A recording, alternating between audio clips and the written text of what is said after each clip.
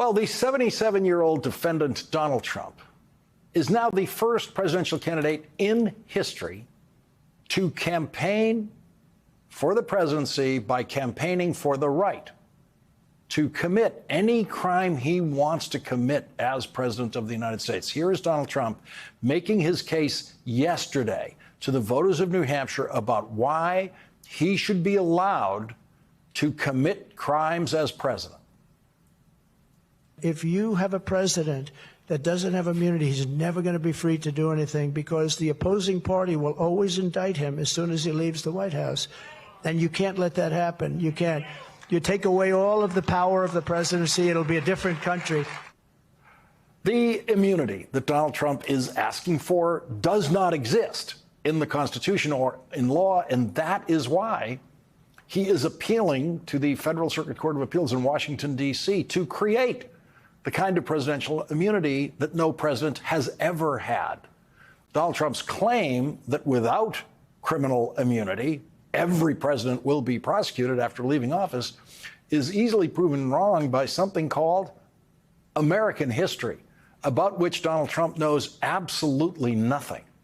The only president prior to Donald Trump who faced even the possibility of criminal prosecution after leaving office was Republican President Richard Nixon, who resigned the presidency when he was convinced that he would be convicted in a Senate impeachment trial and removed from office. Weeks after Richard Nixon resigned the presidency, he accepted a full pardon from Republican President Gerald Ford for any and all crimes Richard Nixon committed while he was president. Richard Nixon, who was a lawyer, knew that he needed that pardon because he knew there was no such thing as the immunity Donald Trump is imagining. And President Ford, who lost the next presidential campaign in part because he delivered that pardon, knew that Richard Nixon would face criminal prosecution if President Ford didn't immediately pardon him.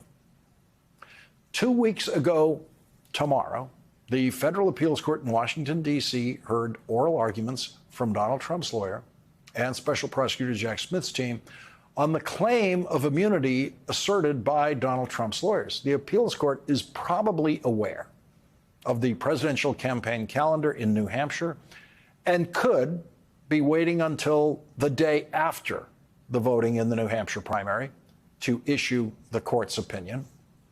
Each of the three judges in the appeals court panel seemed unable to find any constitutional justification for Donald Trump's lawyers' claim that all presidents are completely immune from criminal prosecution unless they have been convicted and removed from office in a Senate impeachment trial.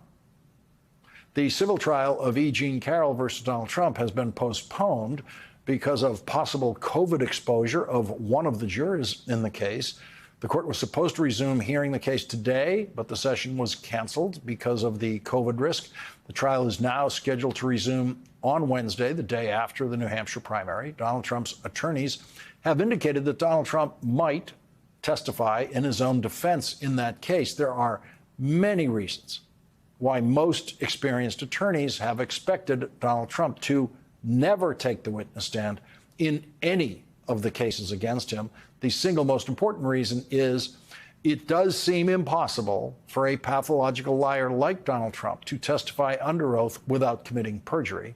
Another reason to keep Donald Trump off a witness stand in the E. Jean Carroll case is that when he was forced to testify in the deposition in the case, claiming that he did not know who E. Jean Carroll was, when he was shown this photograph of E. Jean Carroll, he thought it was his own second wife, Marla Bakels, who is 20 years younger than E. Jean Carroll.